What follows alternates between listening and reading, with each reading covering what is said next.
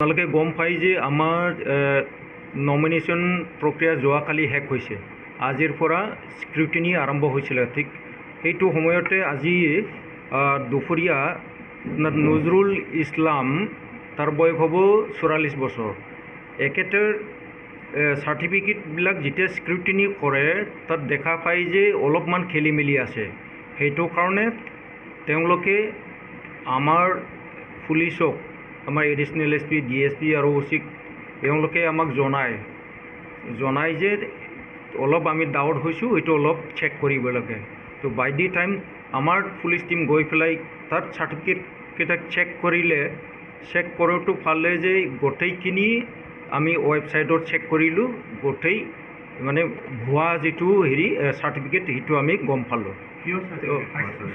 Higher secondary certificate এইটো higher secondary আৰু চাৰ্টিফিকেটবিলাক ওলাইছে পৰা অন্ধ্ৰপ্ৰদেশৰ পৰা।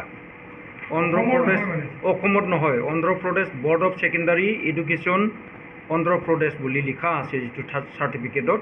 আৰু তাতে আৰু ইণ্টাৰেষ্টিংলি আৰু লিখা আছে যে মাৰ্কছ যিটো তাত দেখুওৱা আছে তাত 300 পালে ফাৰ্ষ্ট ডিভিজন দেখুৱায়, তাতে সি পাইছে 303। ডেট মিনছ তাতে তাৰ চাৰ্টিফিকেটত লিখা আছে ছেকেণ্ড ডিভিজন। তো সেইটো কাৰণে আৰু বেছি ডাউট হৈ গ'ল আমাৰ তদন্তত।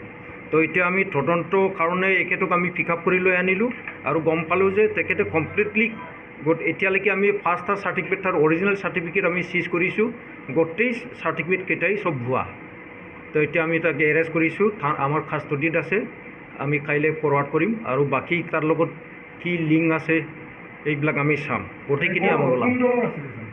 এই কংগ্ৰেছৰ পৰা AP কেণ্ডিডেট হিচাপত নমিনেশ্যন দিছিলে এই ডুমাৰপথাৰ আঞ্চলিক পৰা 24 আঞ্চলিক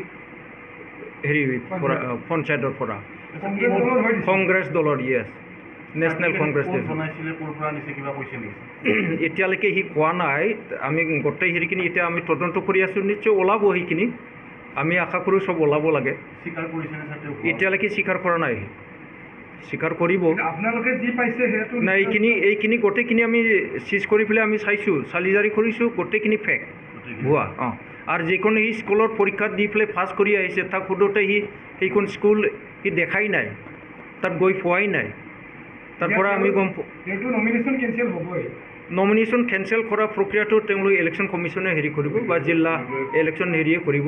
কিন্তু এতিয়া আমাক ইনচাৰ্জ BDO এক্সিকিউটিভ মেজিষ্ট্ৰেট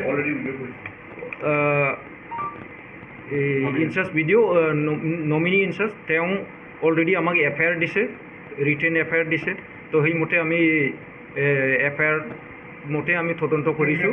আৰু তেওঁ অলৰেডি জনাইছে যে আমাক তাৰ এখেতৰ যিখিনি নমিনেশ্যন তাক কেনচেল কৰিব। যিকোনো খবৰৰ বাবে যোগাযোগ কৰক 7099017330 লগতে 7099017110 নম্বৰত।